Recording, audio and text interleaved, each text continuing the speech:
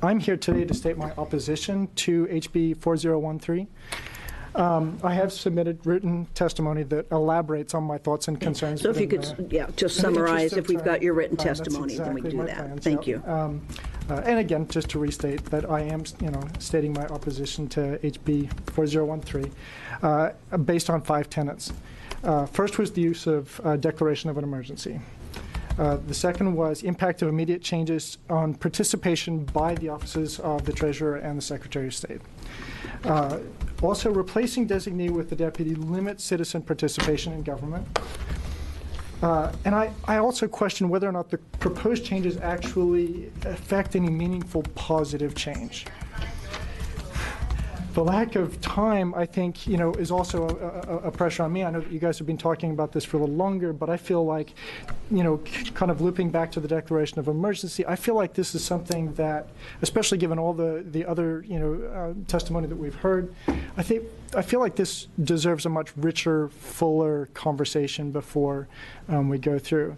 And so I'm just going to really briefly sort of expand and just say that, I've been thinking about, in particular, the language surrounding declaration of an emergency, and I'm just having a really hard time seeing how an individual representative attending a generally publicly accessible meeting in an ex officio non-voting capacity could be determined as an emergency necessary for the immediate preservation of public peace, health, and safety.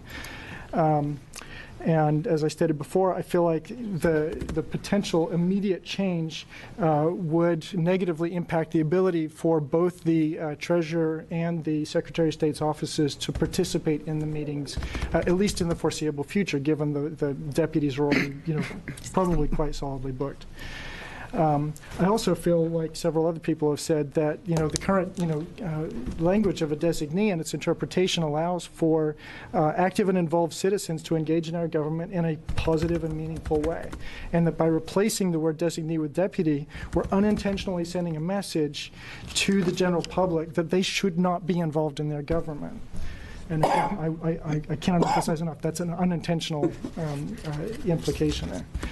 So while my written testimony goes into more detail, I can tell you that personally I feel like this is rushed. It's not completely considered and vetted. I believe it sends an unintentional message to the general public. And given my past experiences with the legislature, I really find that surprising. And I think it's because it's rushed.